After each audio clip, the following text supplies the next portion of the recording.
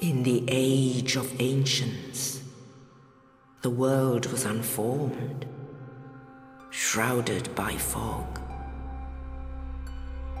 A land of grey crags, arch trees, and everlasting dragons.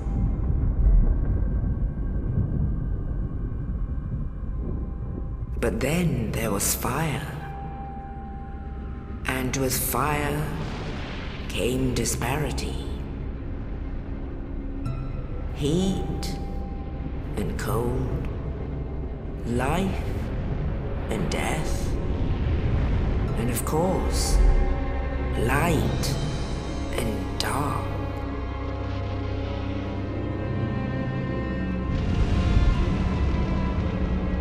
Then from the dark they came and found the souls of lords within the flame.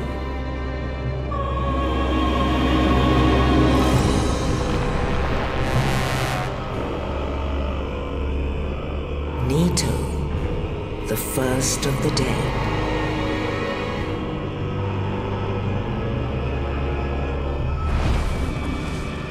The Witch of Izalith and her daughters of Chaos. Gwyn, the Lord of Sunlight, and his faithful knights. And the furtive pygmy, so easily forgotten.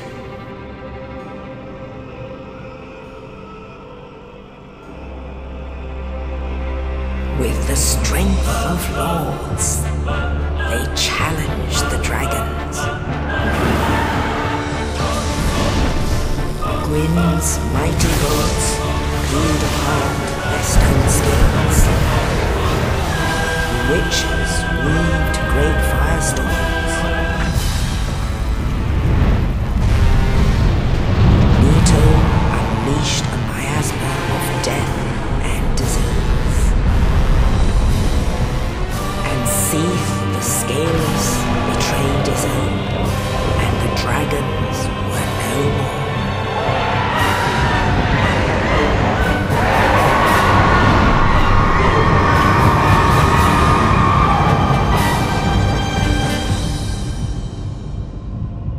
Thus began the Age of Fire.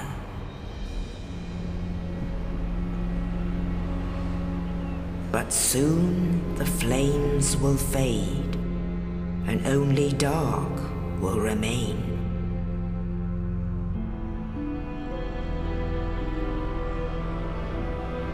Even now, there are only embers, and man sees not light, but only endless nights. And amongst the living are seen carriers of the accursed dark side.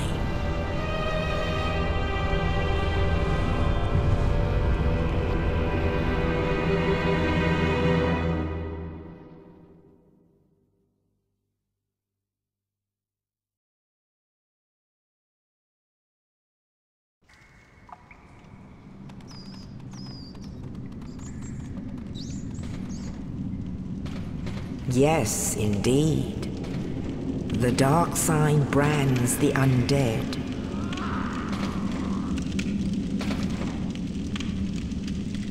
And in this land, the undead are corralled and led to the north.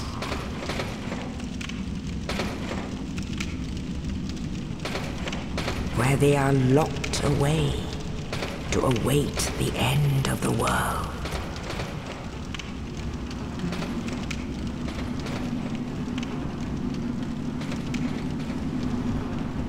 This is your fate.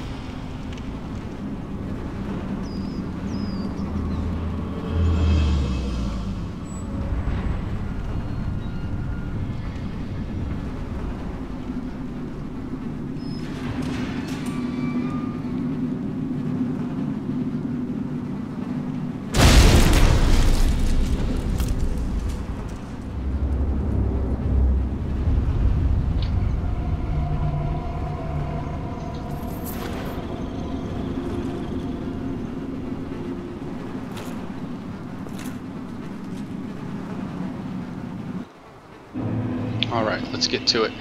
Right there on the floor, you see that little blue orb? It's loot, also known as shinies. Definitely want to go for those every time you see them. This is a message on the floor by the developers to get you the basic control system of the game. Later on, you and other players playing the game can lay down messages on your own free will and accord. But they're scripted messages, you just can't write anything there. They're scripted. You can either help out a player or you can troll a player.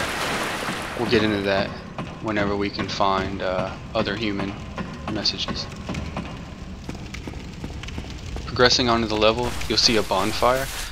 And this is basically the saving system of this game to save your progress. But the game also has a save feature that saves every time you do something anyway. But bonfires are nice because they also do things to help you throughout the game. Right there you just met the first tutorial boss, the Asylum Demon. Developers wanted you to actually go past him, but you can kill him right then and there. There's definitely ways that you can do that, and he does drop an item, his weapon. But there you see, I lit the bonfire and rested at the bonfire, and the menu pops up. Later on, there will be certain things that you can do in that menu. We'll get to that. Okay, developers want us to get our shield. We see a shiny right there on the left. Snag that. There's our shield. You have to equip it though. Equip shields usually in your left hand, and then usually you do your main weapon in your right hand. You don't have to though.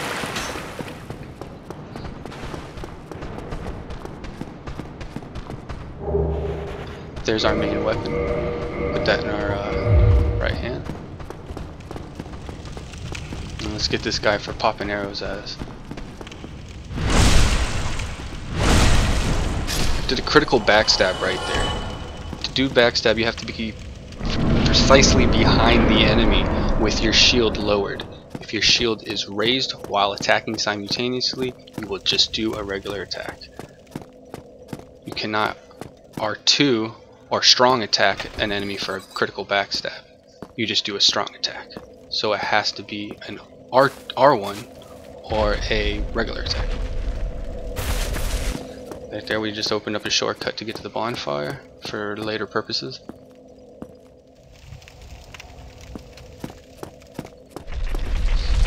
Trigger the trap, heads up, bust out a wall, so we can get some items to help us throughout the game. Oh, you. You're no hollow. Thank goodness. I'm done for, I'm afraid. I'll die soon, then lose my sanity. I wish to ask something of you. You and I were both undead. Hear me out, will you? Regrettably, I have failed in my mission, but perhaps you can keep the torch lit. There is an old saying in my family, "Thou who art undead art chosen, and thine exodus from the undead asylum maketh pilgrimage to the land of ancient lords. When thou ringeth the bell of awakening, the fate of the undead thou shalt know." Well, now you know, and I can die with hope in my heart. Oh, one more thing. Here, take this. An Estus flask, an undead favorite. Oh, and this. Now I must bid farewell. I would hate to harm you after death. So go now, and thank you. Alright, we just got 2 items. One item is our basic potion to give us HP.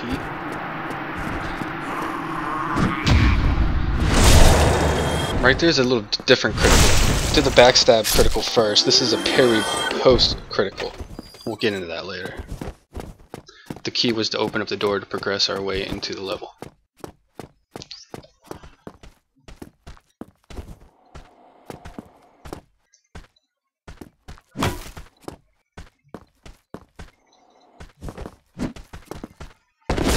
As you can see, I was doing the whole blocking thing.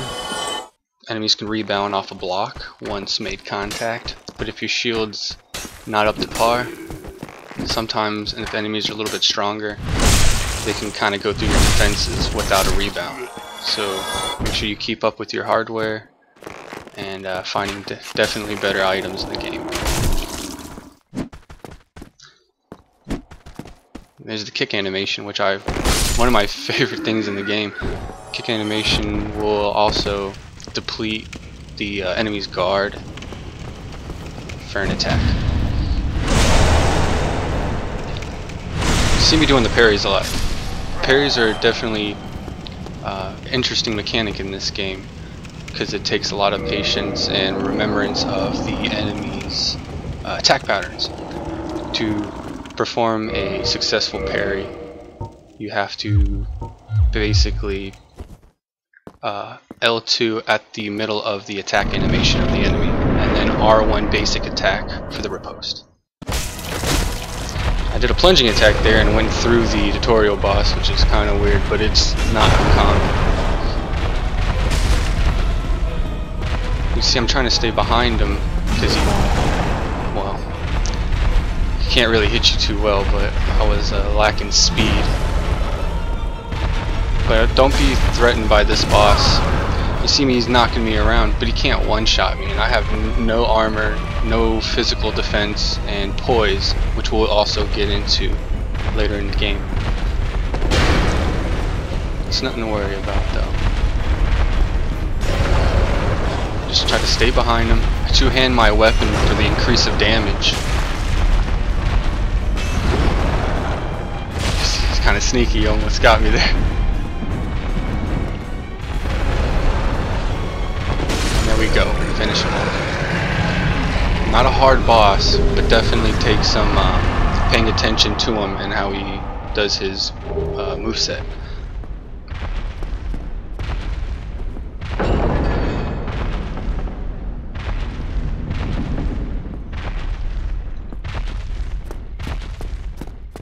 As you can see on the lower right, that's my soul count.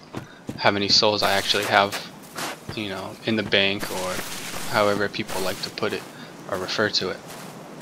But that's the souls I can spend for doing other things, which we will also get to when the time comes.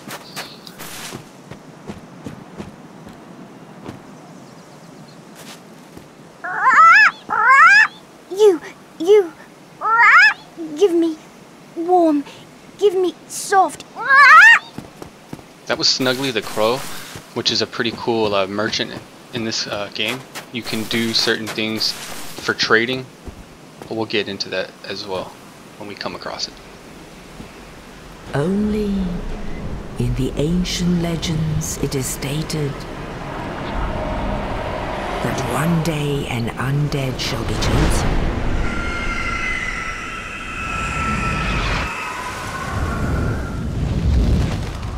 To leave the undead asylum in pilgrimage to the land of the ancient lords.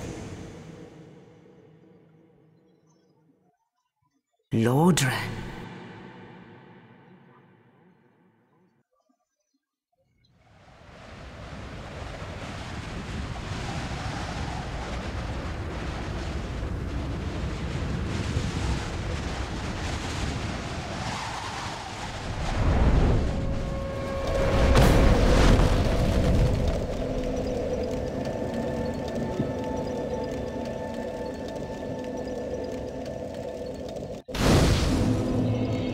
Okay, so now we basically got into a place called Lordran, but the exact pinpoint area that we are right now is called the Firelink Shrine. So now let's talk about our basic. You can see this is our layout of our character as we stand right now. HP, stamina, equipment load, everything right there is important. The HP bar is up there top left along with the stamina. There's the Estus flask right there that raises up your HP, but depletes how many you have equipped until you sit at a bonfire, then it comes back. This is actually usually start out at 5 at a basic bonfire. This one's kindled by something called a Firekeeper. We'll get to her as well. And you can kindle in the game at other bonfires as well. Let me go go ahead and quit my shield before I get the shit knocked out of me. And let's talk to the Crestfallen Brewery right here. Well, what do we have here? You must be a new arrival. Let me guess, fate of the undead, right? Well, you're not the first, but there's no salvation here. You'd have done better to rot in the undead asylum. But too late now. Well, since you're here, let me help you out. There are, actually, 2 bells of awakening. One's up above in the undead church. The other is far, far below, in the ruins at the base of Blight Town. Ring them both, and something happened. Brilliant, right? Not much to go on, but I have a feeling that won't stop you. So, off you go. It is why you came, isn't it? To this accursed land of the undead?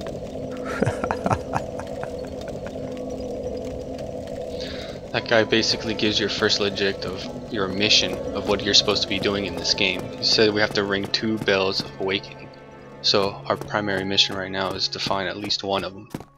He gave you certain, hints about where both locations of the bell are, but you still have to find them. That's the fun part of the game. Adventuring out and just nosing around. Right now I'm basically doing the Firelink run, but we're going to talk to this Hello NPC there. here. I believe we are not acquainted. I am Petrus of Firelink. Have you business with us? If not, I prefer to keep a distance, if possible. That guy's name's Petrus, and basically what he is, he's a faith, and faith guy. He kind of does miracles, and it's one of the first covenants that you can actually get into. I believe there's 9 covenants total in the game. So we're going along the Firekeeper run, the Firelink run to grab all the loot.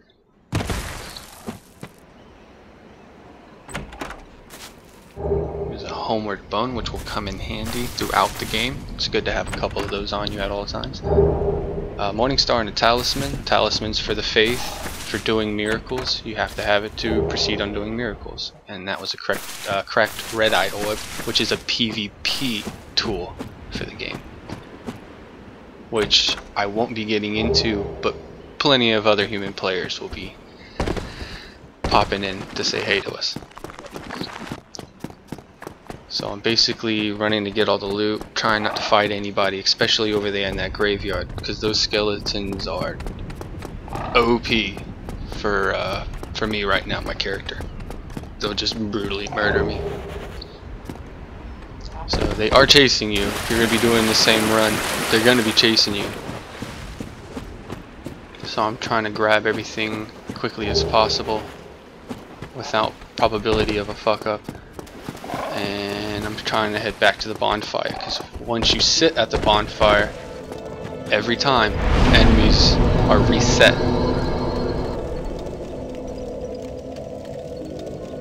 So now you see in our little menu, we have little things there now. Leveling up, kindle, and reverse hollowing, which we will get all into. So while we're just sitting here, we'll just level up. And there's all your things, your vitality, which is your HP, the red bar you saw on the left. Your attunement, which will be basic spells and faith and stuff. Endurance is what your equipment load and how many times you can swing a weapon. Your strength, how strong you are, on to damage. To dexterity will be little weapons like fast weapons and bows. Resistance is resistant to all the elements in the game. Intelligence is with spells basically, and then faith with the miracles. So I'm gonna go ahead and put stuff in strength. So it doesn't actually make my character like run faster or anything like that. It makes me use strength based weapons, like that Morning Star that we kind of picked up a minute ago. Let's take a look at it. I need 11 strength. You see at the required parameter bonus, or required parameters 11. For my club it's 10. But you can see it scales, my club scales with an A on the parameter bonus, and this other one with a C, but it also has bleed though. believe is a great mechanic of the game, one of my favorites. We'll get into it. But I like the weapon that I have right now, since it does a little bit more damage. I equipped that talisman because I do want to get into miracles later on in the game. I just don't have, if you look on the bottom right, I spent my souls on leveling up. But let's go and talk to Petrus again. Hello there. I realize that I have requested that we retain our distance, but I also want you to know that it is not meant in ill will. Here, take this as a token of peace. No, go ahead. It's for you. Oh my, you again. Oh, I know. How about this? I have to await my companions here anyway. So what if I were to teach you some miracles? Would that please you? Very well. Then first, a covenant with the gods. And now we just accepted ourselves into the first covenant, which is called the Way of the White. Or the Way of White. Let me share my miracles. But now Only since you... their ultimate effectiveness will be determined by your efforts and your faith.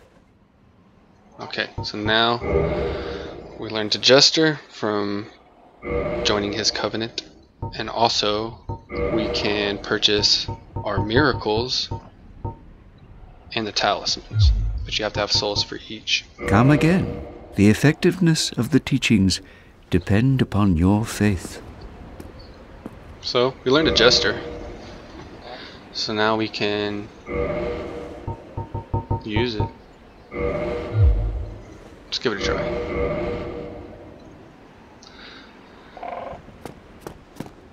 Most effective in PvP or the cooperative system in the game. So since we did the Firelink run, we can go ahead and progress, you know, into the level to find one of the bells of awakening, like Crestfallen Brewery said. So now we're getting into our basic undead enemy. And what's really cool about these guys is probably they have the clothes that we're gonna wear. These enemies drop everything that they're wearing and what they're equipped with. So I have to be on the lookout for that because I'm running around half naked.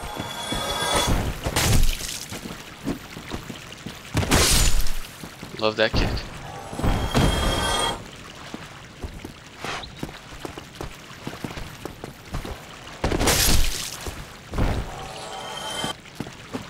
Alright, every time you kill an enemy, I get a little bit of souls, and you get a little bit more on how you kill the actual enemy from the critical bonuses or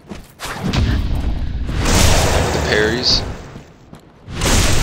the backstabs, and interrupting enemies' attacks. You get additional souls for as well.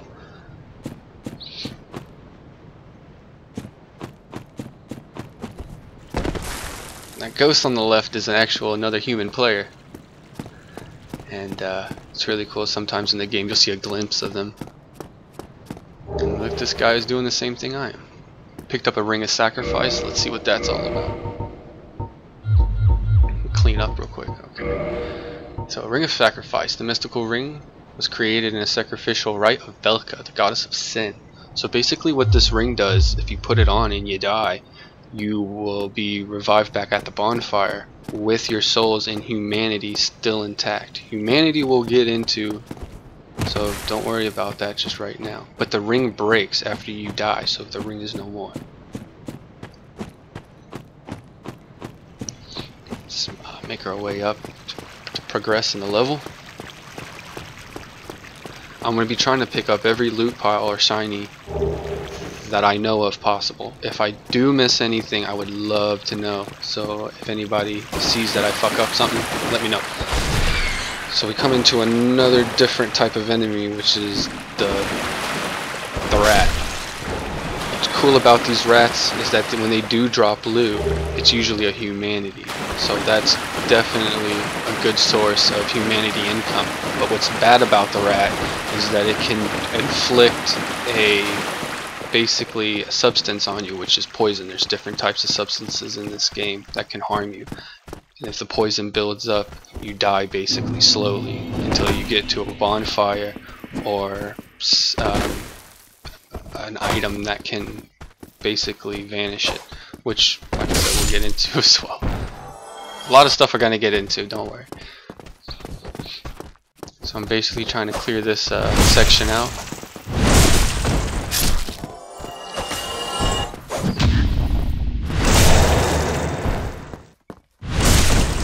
Trying to get as many souls as I can. That's why it's kind of looking a little fancy. There's another player.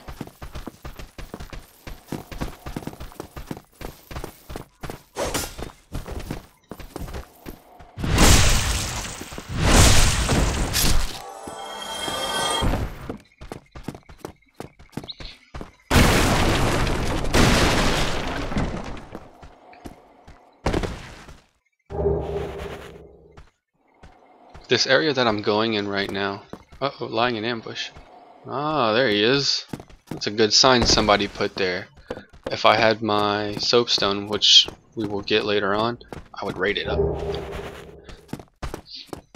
But this is an optional part of the level. I took a little detour, but I'm just picking up all the loot that I can and as much enemies as I can kill so I can get some souls.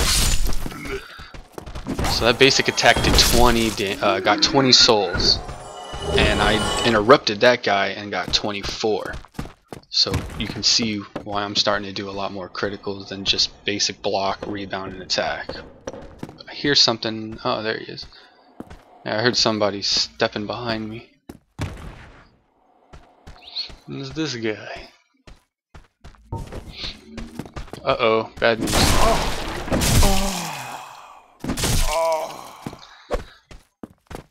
So as I'm playing, I'm kind of getting confused what the hell just happened. I equip my talisman in my left hand, which I never do. I always equip it in my right hand. But I messed up right there, so when I switched, I just wanted to parry him with my bare hand. But I technically screwed that up. But everybody gets one. Let's take these guys out before they're a nuisance. Oh. You saw right there, I tried to attack the enemy. Uh-oh.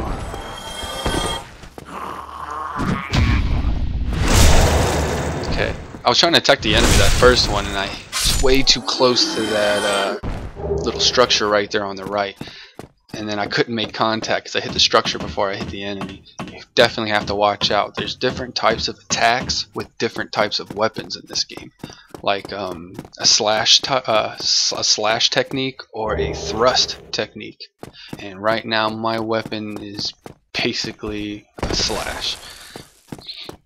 So I have to watch out on what I'm doing. Because it definitely can get, you know, me and anybody else killed. If not too careful. So this is back on the main path.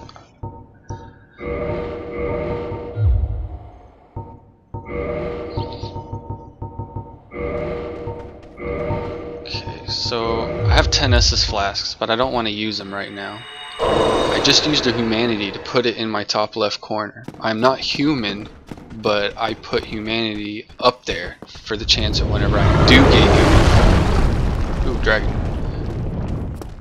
So, even though I used the humanity, I used it not to get human just yet, but I used it to get my HP back up without using a flask. Because remember, the next bonfire that I see, it's not kindled. It doesn't have a firekeeper with it, nor have I kindled it with humanity yet. Because that's what humanity is for. Getting human for PvP or cooperation or kindling bonfires.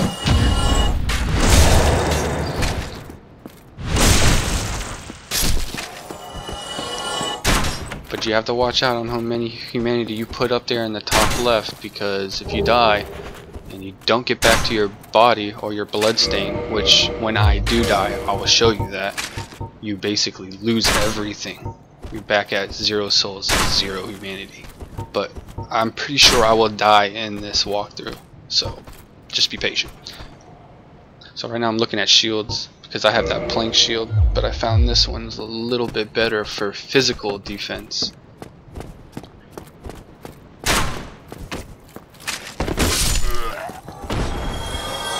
Alright, so now we get to the next bonfire through the level, and I'm just gonna light it. I'm not gonna sit at it, because if I sit at it right now, I'm not done exploring this area. If I sit at it like on any other bonfire, it will reset the enemies. The enemies will be exactly where they were when I first got here, and they'll be alive.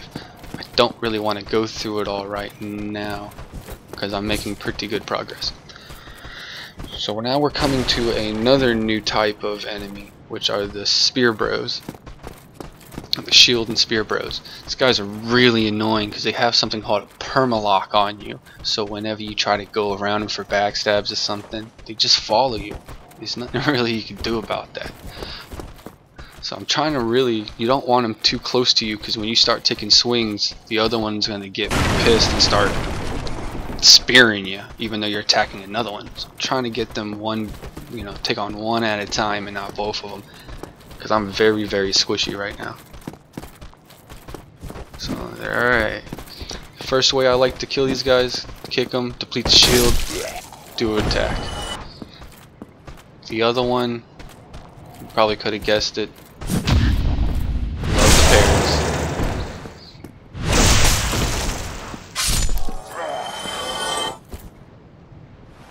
Really don't recommend the parry right now if you're new to the game, but if you want to get into them, start on those guys, learn their moveset, and then work on to another undead guy, learn his moveset, and then you'll be a natural.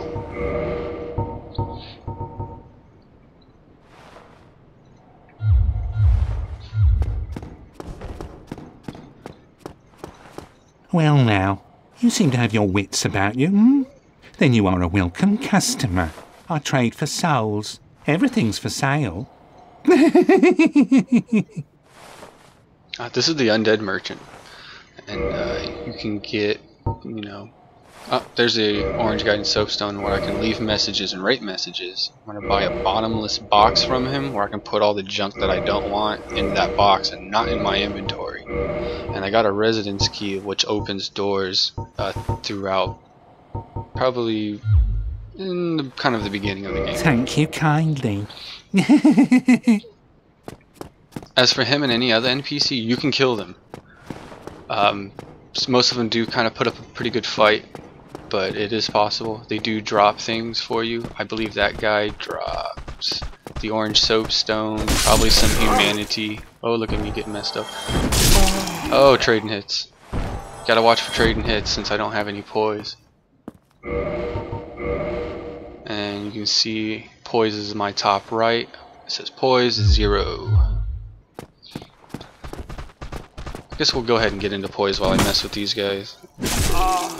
Yeah, because I'm paying for it. So basically poise, if you have poise, it's almost kind of like your footing to be sort of say. If you're attacking somebody and you get interrupted, like you just saw what that undead dude did to me, it will stop my attack animation, and then he can just pummel the crap out of me, which I've kind of been doing to them this whole time. But the higher the poise, he might hit you anyway though, but you're not going to stagger. Your attack animation will go through if you have poise. So hopefully I'll get some later on, but right now I'm rolling with the loincloth. So I made the jump to get to here. Head back down. Basically, we're backtracking, but now we're gonna make our way to the bonfire. Because like I said, I don't want to use any flask right now in the beginning of the game, or this Undead Burg area. So I might as well take a rest. Now you can see on our little thing we got some more things. You can access your bottomless box right there. And that's how you put your stuff in there.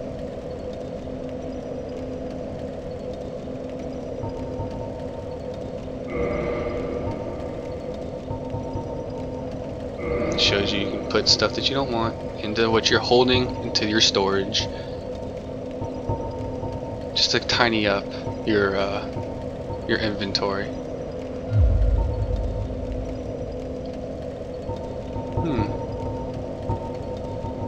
Might use that crossbow.